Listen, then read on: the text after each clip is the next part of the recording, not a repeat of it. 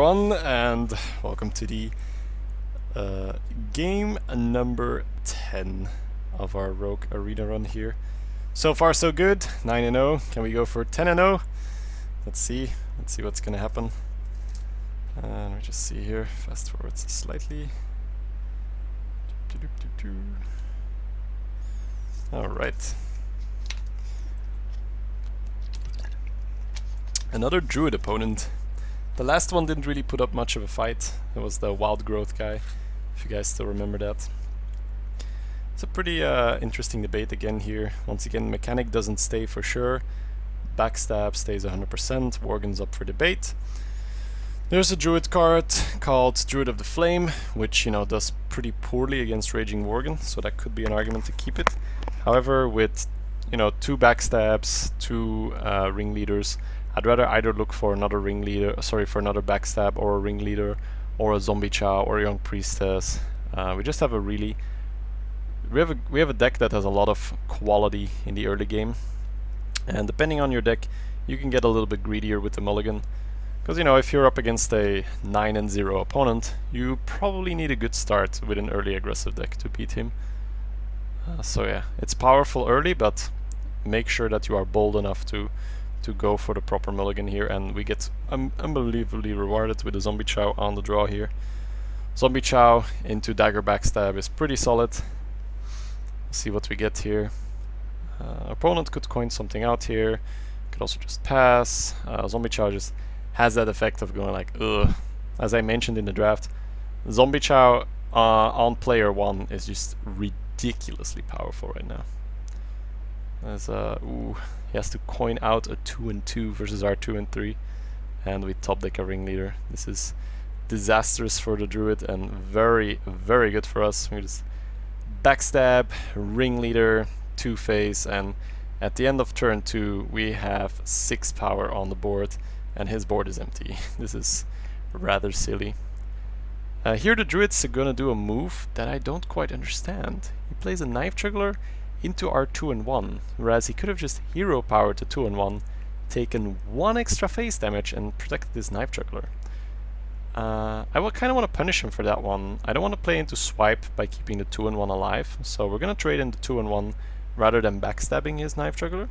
Now the more aggressive play would have been to go ahead and backstab this Knife Juggler, but I think that, you know, we are still really, really good on the board. I don't think we need to use the backstab there. Just using the weak 2-1 body, getting it off the board. He can't hero power it anymore. He can't kill it with a swipe. All these things. Even a Moonfire. You know, should he have it? Okay, so Dragonlink Mechanic is getting played here. That's for sure. If you look at our mana. But then this Harvest Golem is definitely not super easy to deal with. We can ignore it and put 4 damage into his face. That means he gets to kill our ringleader and he still has a 2-1, and the backstab isn't great. But we're gonna do kind of a weird move here. We're gonna backstab his dude, use our face to kill off the Harvest Golem, and then we're gonna sack the 2-2 anyway. Now why are we gonna do that? We're gonna do that because we're afraid of the Mind Control tech. We don't want to have 4 minions on the board this early, because Mind Control tech this early is just devastating. Also, it plays a bit more around the swipe. We don't leave a 2-1 body behind. We leave we just sack our 2-2 body here. Because you can see, if we were to backstab, hit, and then kill the little guy with the Zombie Chow, we would have a 2-1 Zombie Chow, a 2-1 over there. He could have just swiped the 2-4 and leave us with a 2-1. Whereas if he swipes the 2-4 now, we're left with a 2-2, and he doesn't get the health back. Now, is that super crucial? Is that super game deciding? No. The biggest argument there for doing it is playing around the Mind Control tech. Just not having those 4 minions on the board early. You can call me paranoid, but I've lost so many games where my opponent just got a Mind Control tech and basically just rode that to victory. Because the power and tempo swing that card introduces on the board is just ginormous. Okay, so fairly easy trade here, 2-4 into his guy. Once again, suboptimal Shredder placement. Would have liked to see that go into the middle. It's a recurring error that we have here. It's fine. It hasn't been punished yet. Opponent goes for 3-drop in hero power. That's to be expected. So we'll see what we draw here. If we can pick up a 4-drop, the Abyss is pretty good, and yep, we get a 4-drop, so we can just put the 4-drop down, Abyss his guy, deal another 6 face. We could have also used Zombie Chow and face, but once again it gives him the health back, it makes our board less strong, it also uses less mana, so in general I don't quite like it. And here I like using our face aggressively, because next turn we're gonna have 7 mana anyway, so we're probably gonna have time to redagger. So that's why we go aggressive here. So now we need to pull, say, an Ogre Ninja or a Spectral Knight, Stranglethorn Tiger, Frost Elemental, just going off the list here. You know, this segment of the deck is good to draw here. We don't have that many of them, but we're looking for them. Okay, so looks like he's finally gonna get his Zombie Chow health back. He does have the swipe, the card that we've been fearing all along. Nowhere near as dreadful as Mind Control Take though. So there we go. That was his entire turn, and we draw a 1-drop here, which is pretty sad, but you know, it's what we drew, it's what we're gonna have to work with. Here we can once again use the dagger, because if we next turn play the Force Tank Max, we'll still have a dagger charge left, so there's no need to redagger next turn. And here we want to start chasing him down, we want to start pushing his health as low as possible. He's got a lot of cards in his hand, we don't want to give him time to work with those cards, because having a card advantage is one thing, but if you have a card advantage but you don't have the mana to utilize the card advantage, you don't have card advantage. That might seem a bit weird, but as long as our opponent can't use all his cards, the card advantage really isn't that important, especially if we're going to be spending all our mana on turn 8. The card advantage was really...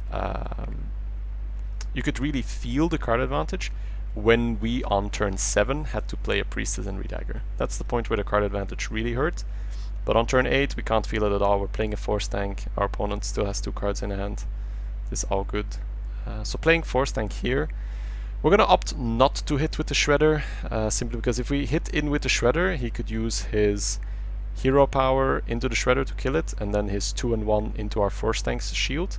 Whereas if we put the Force Tank down now and pass, he either has to leave the shield on the Force Tank, meaning the Worgen and his face are going into the 4-3, or you know, he uses his face into the 2-1, and then okay, because of the Priestess buff, he's gonna have to throw both creatures into the Shredder if that's what he wants to kill. So we'll see what he plays, of course. I think that hero powering the Priestess is probably happening, because he doesn't want to leave this 9 damage here to kill the taunt creature.